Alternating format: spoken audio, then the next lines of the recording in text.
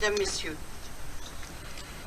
j'étais ces 2 derniers jours avec une délégation de notre municipalité à Eppelborn pour célébrer le 25e anniversaire du jumelage que nous entretenons avec cette commune de la Sarre. Ce déplacement en Allemagne fut pour moi plein de résonance, plein d'écho à l'histoire que non seulement nos 2 communes, mais nos 2 peuples entretiennent depuis tant d'années.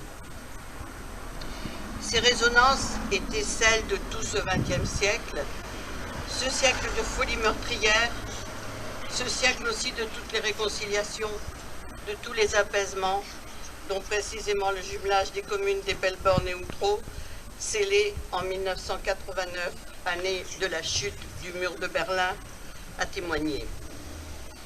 En ces jours de commémoration du 70e anniversaire de la libération de notre ville, ces résonances prennent un sens particulier, et si j'ai souhaité évoquer de façon liminaire notre jumelage, c'est parce que ce rassemblement si symbolique, si important aujourd'hui, doit nous inviter à mettre en perspective l'histoire de notre ville au regard de l'œuvre de paix qui s'est opérée au sortir de l'horrible conflit que fut la Seconde Guerre mondiale.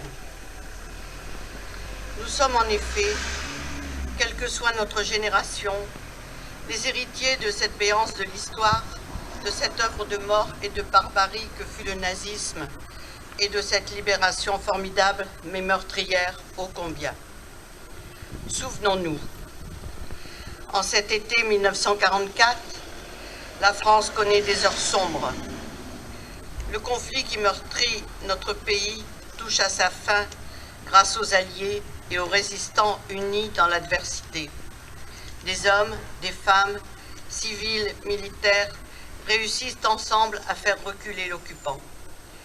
Depuis le mois de mai, de terribles combats marquent l'avancée des forces alliées au cœur de notre pays et cette remontée vers notre région, notre côte d'Opale, vers Outreau.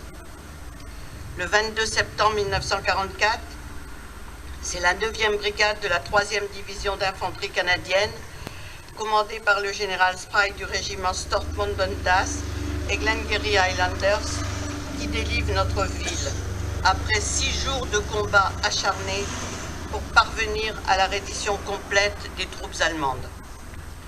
Souvenons-nous de ce que notre ville a subi.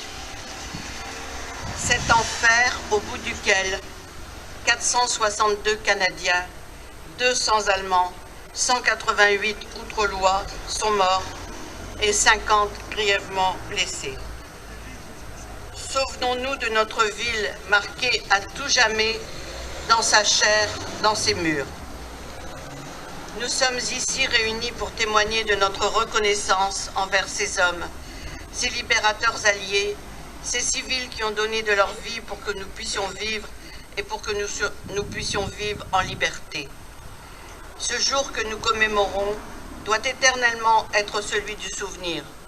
Souvenir envers le sacrifice le plus haut, le plus intègre, car effectué par la cause la plus noble qui soit, la démocratie et ses valeurs. Quel beau mot que celui de démocratie, réenfanté dans l'après-guerre, soumis à tant d'épreuves, à l'épreuve du mal absolu, de la dénégation de l'homme, de la barbarie. Nous sommes donc, quel que soit notre parcours, quelles que soient nos valeurs, quel que soit notre âge, les héritiers de ce jour mémorable, de ce 22 septembre 1944 où la liberté fut reconquise. C'est pourquoi, au souvenir et à l'hommage légitime, doivent s'ajouter de plus en plus impérativement la pédagogie de la mémoire, la pédagogie de la transmission aux jeunes générations. Celles-ci savent ou doivent savoir pourquoi elles n'ont pas connu la guerre, par quel chemin meurtrier la paix s'est imposée en Europe. Contrairement aux idées reçues, ces jeunes générations ne demandent qu'à apprendre, qu'à connaître, qu'à savoir. C'est notre devoir de mémoire. Le devoir de mémoire, c'est l'exemplarité de notre conscience de citoyen. C'est ce par quoi nous continuons collectivement de construire un avenir dont la guerre est exempte. Tel est le sens de ce beau mot de transmission. transmission des récits, transmission des symboles, transmission des valeurs fondamentales. Je souhaite à cet égard vous remémorer une anecdote. Lors des combats pour la prise du Mont-Soleil, un soldat canadien a récupéré un drapeau français siglé section d'Outreau 14-18, qui servait de nappe de table aux Allemands artilleurs. Ramené à Halifax, le drapeau fut confié à un musée qui contacta 4 décennies plus tard la municipalité outrelloise afin de le restituer à son propriétaire. Le 18 septembre 1988, ce fameux drapeau est remis en main propre par le général canadien Roy à un vétéran de la Grande Guerre, M. Lucien Menfield.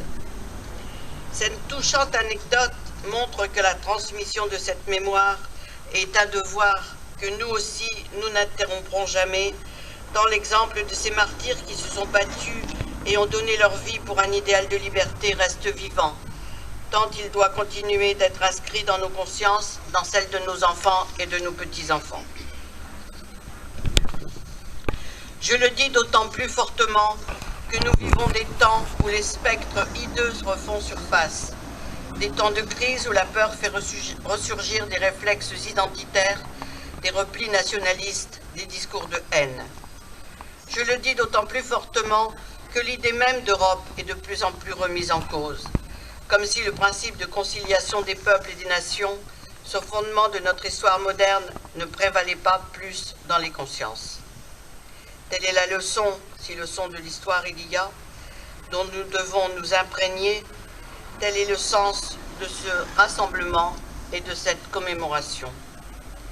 À la mémoire de ces hommes et de ces femmes, je vous demande donc d'observer une minute de silence.